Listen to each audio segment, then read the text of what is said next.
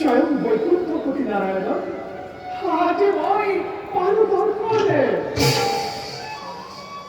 হে বিশ্ব ব্রহ্মাণ্ড অন্তরাত্মা, হে প্রভু কমলানুসরণ এ নীতিন নারদ হত পরিপাতে পরিবর্ত হয়।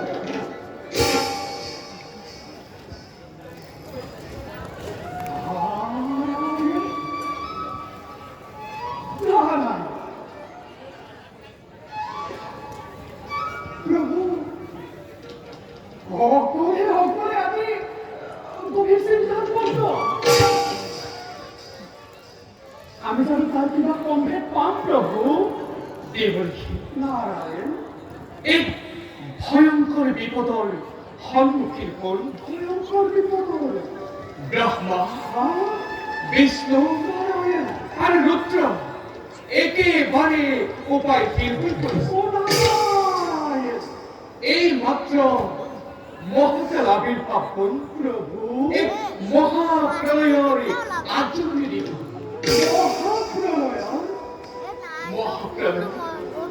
মহাসাগর জলধারা সমগ্র পৃথিবী ডুবাই পেলাম। কোনো কত বাসিনা থাকে প্রভু মাত্র দৈত্য অপূর্ব একেবারে ভয়ঙ্কর হয়ে উঠল।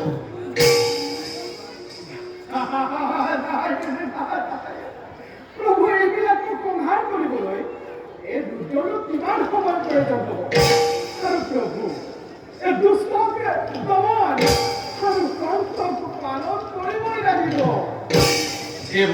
প্ৰভু তুমি কথাটো একেবাৰে পাতল কৰিব বিচাৰা। এবাৰ ভাবাচোন দেৱৰ্ষি প্ৰভু ধ্বংস হৈ যোৱা সৃষ্টি পুনৰ গঢ়িত জানো ইমান সহজ? অবশ্যই ঠিক এই মহাপ্ৰলয় এই পৃথিৱীতে কোনোৱে বাচি থাকিব নোৱাৰিব। নহয় দেৱৰ্ষি প্ৰভু মহাকালে কৈ গ'ল। মহাকালে কি কৈ গ'ল প্ৰভু? মহাকালে কৈ গ'ল জম্বুদ্বীপৰ ৰজা সত্যব্ৰত এই মহাকালেৰ মাজতো বাচি থাকিব। জম্বুদ্বীপৰ ৰজা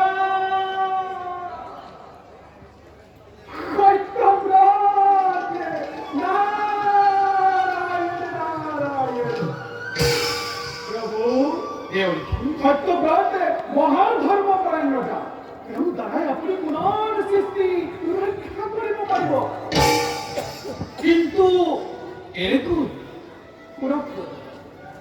মহাপ্ৰলয় আৰম্ভ হোৱাৰ আগতে প্ৰয়োজনীয় সকলো সামগ্ৰী আপুনি সত্যব্ৰত সংগ্ৰহ কৰি ৰাখিব লাগিব।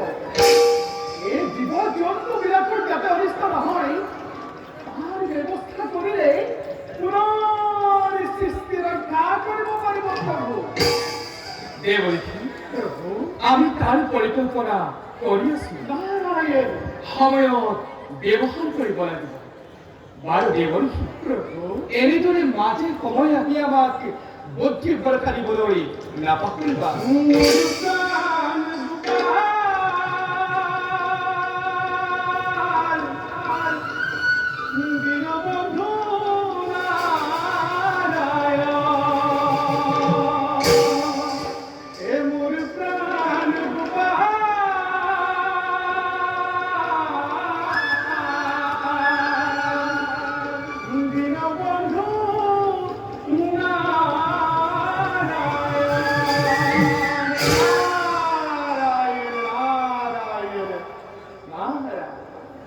দেৱৰ্ষি এই বাৰ্তাটো বিবৰ্তন নৰসমাজত দিয়াটো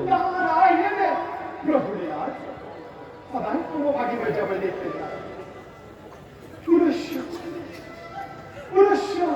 শ্ৰী চৰণতে প্ৰণিপাত জনাই এবে মই বিদায় মাগিছো।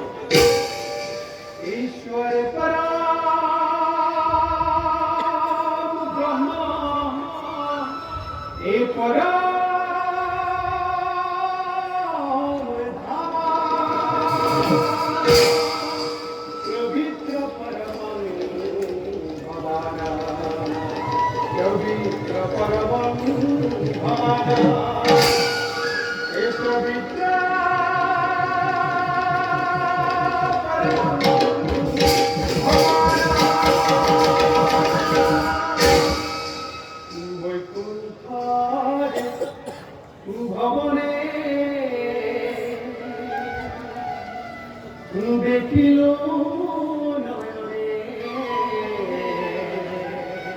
দেবনারায়ণ হরি এ প্রভু এরা তুলসানন্দে তুলার নতুন বাজে রুনু ঝুনু ঝুনু করি রুনু ঝুনু ঝুনু করি